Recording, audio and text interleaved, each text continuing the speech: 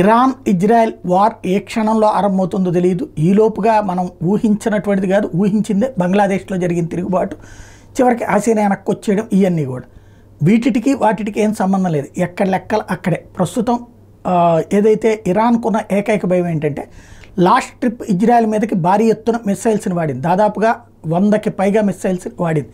కానీ ఒక్కటి కూడా ఇజ్రాయెల్ని తాకలేదు. రెండోసారి అమెరికా చెప్పిన తర్వాత ఒక రెండింటిని ఇంటర్సెప్ట్ చేయడానికి అవకాశం ఇస్తూ 2 మిస్సైల్స్ ఇజ్రాయెల్లో పడింది అనిపించినట్టు పడిపించుకుని ఎక్కడా ప్రాబ్లం లేకుండా చేసుకున్నారు. అదే సమయంలో ఇజ్రాయెల్ పంపించినటువంటి మిస్సైల్స్ని ఇరాన్ ఓ చోట పడిపించిందంటే పడిపించుకున్నట్టు, అంటే మీరు తిట్టినట్టు మేము పెట్టినట్టు అన్నటువంటి కోణంలో చేసుకుని ఆగిపోయింది.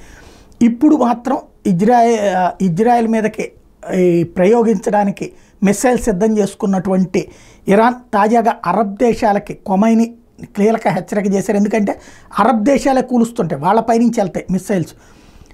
Jordan, Saudi Arabia, Kuwait, Dubai, ఈ నలుగురికి కూడా వాళ్ళ గగనతలం మీద నుంచి వెళ్తే అడ్డుపట్టడానికి వీల్లేదంటూ ఇరాన్ హెచ్చరికలు జారీ చేసిందని చెప్తున్నారు.